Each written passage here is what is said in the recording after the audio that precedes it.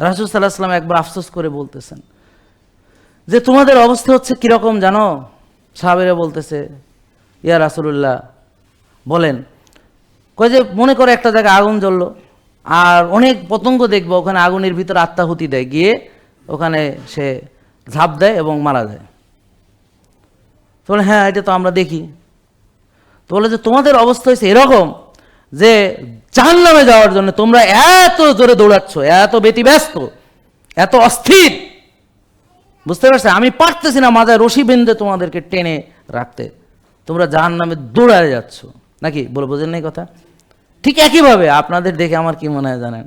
আপনারা রুগী হওয়ার জন্য এত ব্যস্ত, এত অস্থির, নিজেকে রুগী বানানোর জন্য আপনার এত প্রচেষ্টা যে আমি পারতেছি না কোনোভাবে আপনাকে বুঝাইতে যে ভাই রুগী হয়েন না, স্বাস্থ্যের যত্ন নেন, ডিসিপ্লিন মানেন, সুস্থ খান, পরিমিত খান, আর্লি ঘুমান, ভোরে ওঠেন, রোজা রাখেন, তাহাজ্জুদ পড়েন, 5 ওয়াক্ত নামাজ মসজিদে জামাতে পড়েন, কল্যাণ কাজ করেন, কল্যাণ চিন্তা করেন, পজিটিভিটি চর্চা করেন, নেগেটিভ চর্চা করেন না।